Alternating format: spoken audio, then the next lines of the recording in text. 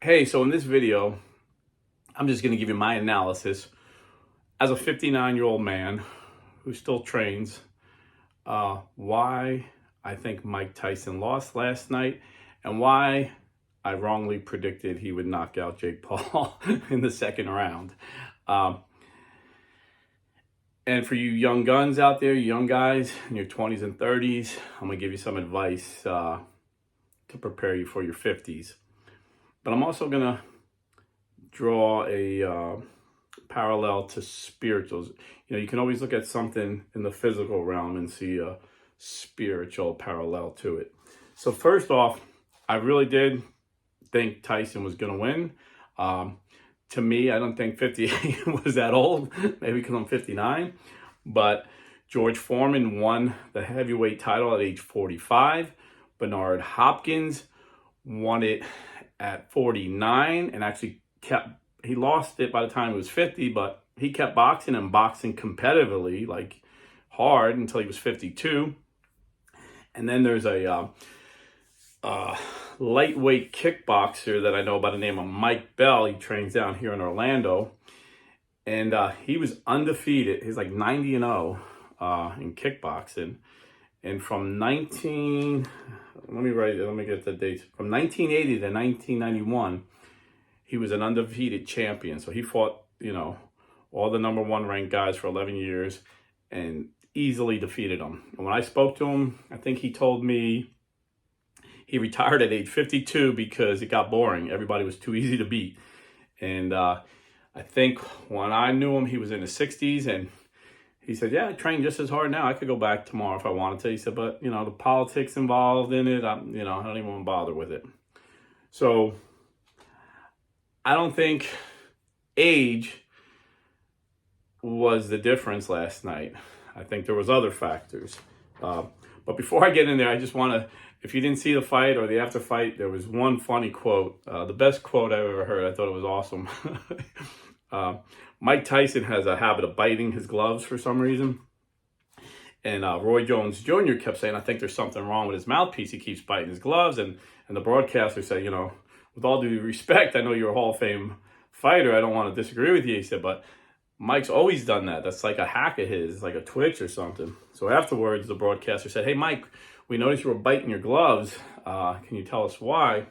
And he says, it's a habit I got. And they said, well, why do you think you do it? He goes, and this is the quote. He said, I have a fixation on biting. I have a biting fixation. I thought that was kind of funny. He said it like seriously, And if you're not familiar with Mike Tyson, he bit a piece of Evander Holyfield's ear off back in the day. So I thought that was a funny quote. Mike Tyson have a biting fixation. First part of the problem is admitting the problem, I guess. But the problem wasn't his age. The problem was his conditioning. Rocky Marciano is probably the greatest fighter that ever lived, went 49-0 as a professional. But as an amateur, he lost a fight. He was serving in the Army, and he lost a fight, and he told his brother he lost it because he had no gas. His cardio was done. And he said, lack of cardio makes great men cowards. I mean, if you can't breathe, you can't fight.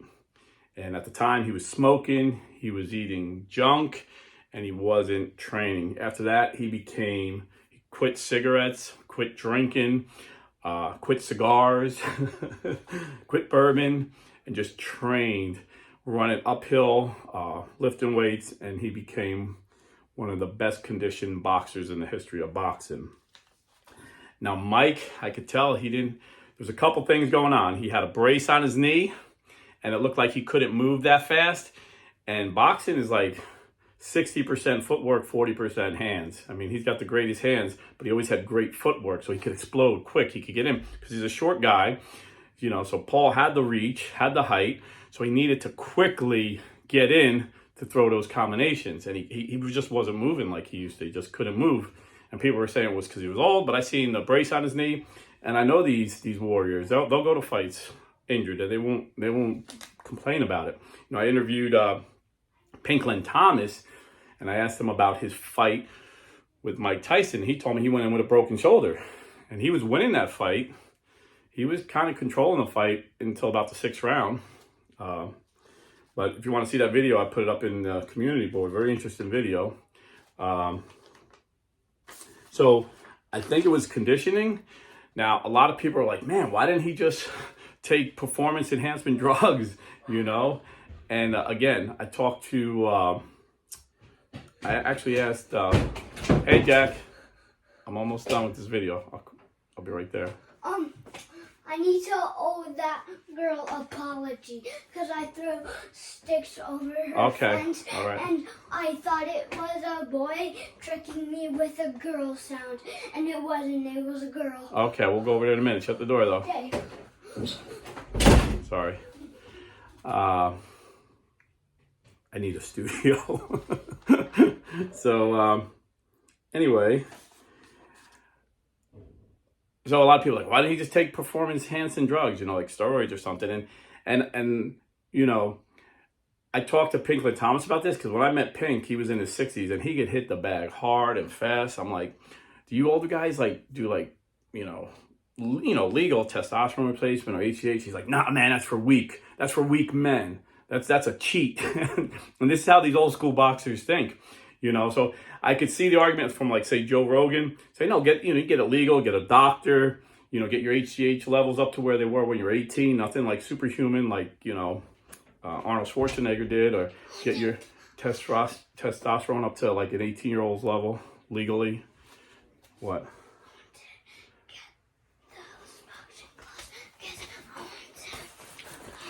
Okay, go ahead. Shut the door. I'm sorry. Okay. I'm sorry. Usually I lock the door and he just knocks on it, but I forgot to lock it. That's my grandson.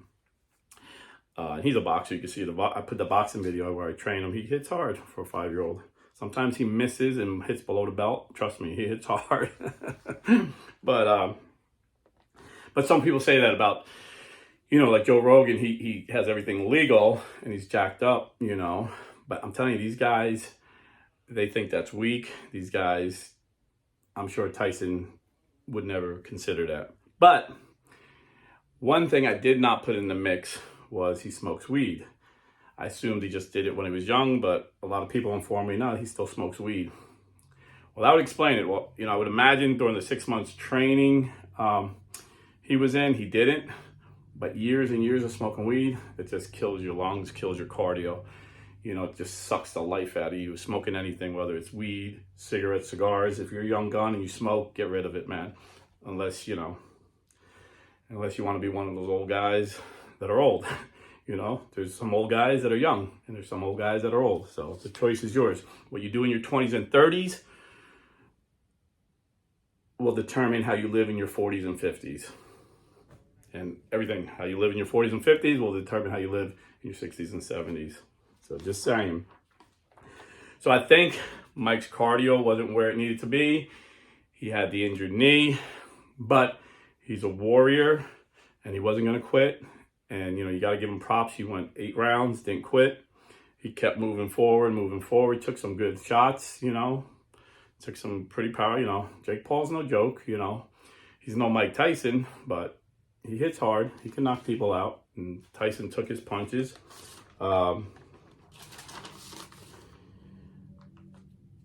So I think it was cardio. It wasn't age that beat Tyson.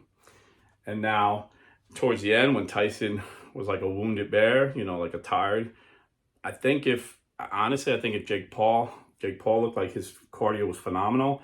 I think Jake could have teed off and really hurt Mike.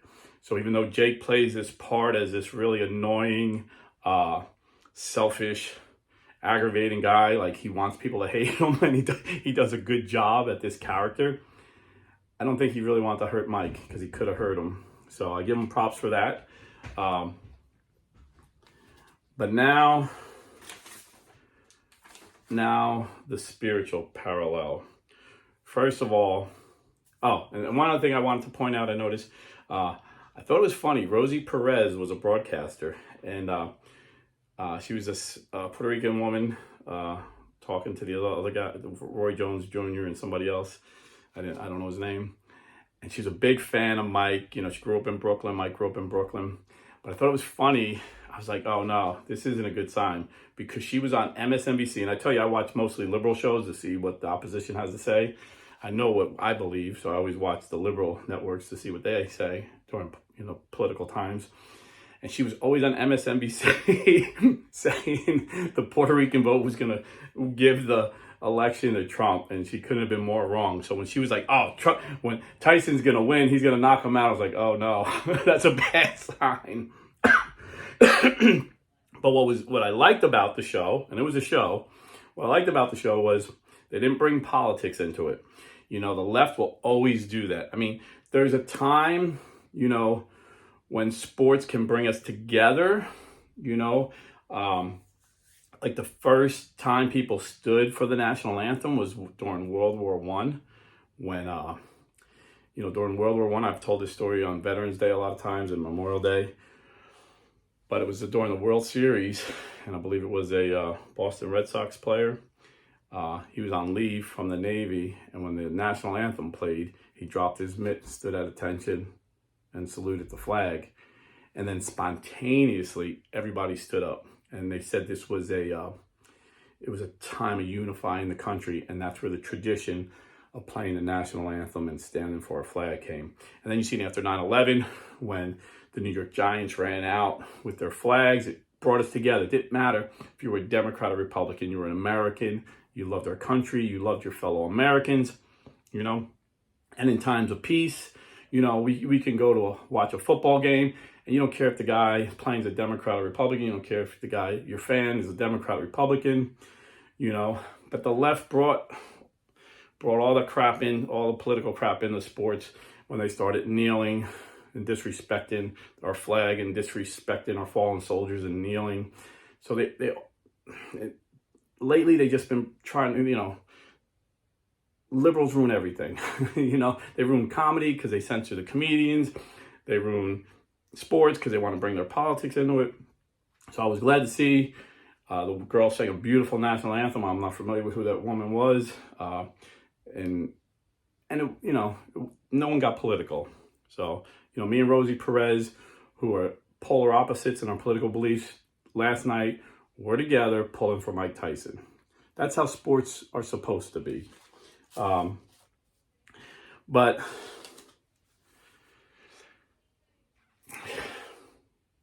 the spiritual parallel I see, number one, Jake Paul comes out. I don't know if you heard, he had a robe and shorts, and they cost him $1 million because he had a bunch of diamonds. He's flashy, and that's part of his shtick. I'm Mr. Money, I'm the money man. And, Mike Tyson seemed much more humbler. He was very humble. Came out with his usual black shorts, black sneakers, nothing fancy. But they were both making millions of dollars. It was reported Jake Paul made $40 million and Mike Tyson made $20 million. So they're both doing it for the money. Whether their personality types seemed more narcissistic and one seemed more humble, they were both doing it for the money. And there's nothing wrong with making money. But when money becomes your God, like Jake Paul seems to make it, this is where people get in trouble.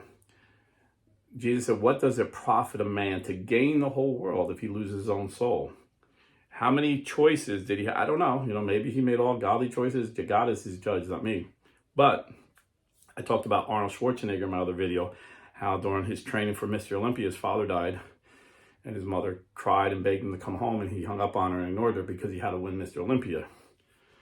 Because his God was money. His God was fame. His God was his body.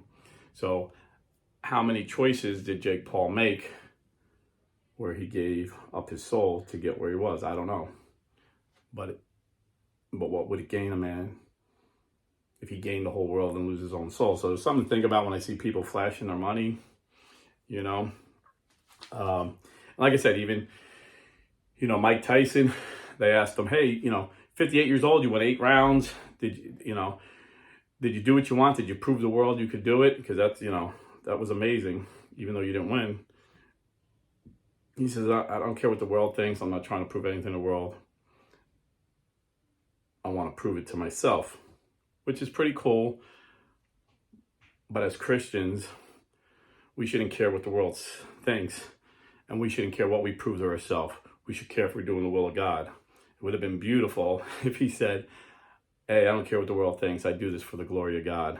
I want to show the world how magnificent God makes our body. He forms us in the womb and creates each one of us uniquely different and magnificently, that he could take a 50-year-old body that abused itself with drugs over the years and allow it to renew and be strong again. So that would have been cool. But the spiritual analysis is this. St. Paul calls the spiritual walk a fight. He said, I fought the good fight. I ran the race. When you fight and you race, you got to train. It's every day. You know, for you young guns out there, if you can sprint every day and don't stop. I mean, that's the secret. That was the secret of Bernard Hopkins, of Mike Bell. George Foreman stopped, but he had so much power he overcame. he was able to overcome it. But Bernard Hopkins stayed great because he didn't stop. Mike Bell stayed great because he didn't stop. Are you done yet? No, 5 minutes, honey. So if you're a young gun, I would sprint every day. If you got bad knees like me and you can't sprint, check out Knees Over Toes. I get nothing for this. I got a Knees Over Toes coach at my Muay Thai school. He's helping me stretch my knee out. It's amazing. I think I'll be sprinting. My goal is to be sprinting by New Year's. And I think I'm on track for that. But if you can't sprint, find what you could do. I could kick a heavy bag all night and my knee's fine for some reason. But running for some reason kills my knee. So find what you can do and do it. Find something you enjoy and do it. And don't stop. It's when you stop is when it's harder to start up. So if you're in your 20s and you're in great shape, don't stop. Only thing you should stop is smoking, whether it's cigarettes or cigars. People think cigars are good for you. Rush Limbaugh said cigar smoking gave him lung cancer, gave my grandfather lung cancer. So putting smoke in your body is just not natural. You know, firemen run into homes with oxygen on to pull people out from the smoke. So paying to put smoke in your lungs is the dumbest thing I could think of. And the same thing of poisoning yourself with alcohol. I mean, in moderation, prudence, okay. But every day, poisoning yourself with alcohol, you're paying again to kill yourself, and it weakens you. It weakens, especially if you're a fighter. Alcohol is poison to you. But on a spiritual level, you know, it's not this man-made theory. Once saved, always saved. I just walk up and say, I believe. Well, James says even the demons believe in God, and they tremble at his name. No, it's a walk. It's a race. It's a fight. It's every day asking for the grace of God to give you the strength to fight in the race. You know, building yourself up through the sacraments, building yourself up through reading of the Bible, building yourself up through daily prayer. Always striving to be more like Jesus. It's a fight. You got to train. And when you take a training day off, that's when you lose. Because guess what? The demons never take a day off. They're always attacking. Because St. Paul says it's not flesh and blood we battle with, but spiritual principalities. They're always attacking. So you always got to be training. But if you're training in your own strength, you'll tire like Tyson did. You have to train in the strength of the Lord. You have to train. It's by grace we are saved. By grace. The Council of Trent, first 3 canons, I'll paraphrase them for you. Canon 1, 2, and 3 on justification, the Council of Trent says, if you say you can fulfill the divine will of God without his grace, you're anathema. If you say that you can fulfill the divine will of God without his grace, but it'll be a little bit harder without his grace, you're anathema. If you think or say that you would even think of repenting, that you would even think of conversion, that you would even think of serving God without the grace of God, preceding those thoughts and those desires, you're anathema. So it's all grace, brothers. It's all grace. And we receive grace every time we receive the sacraments. So fight the good fight, run the race, and stay Catholic.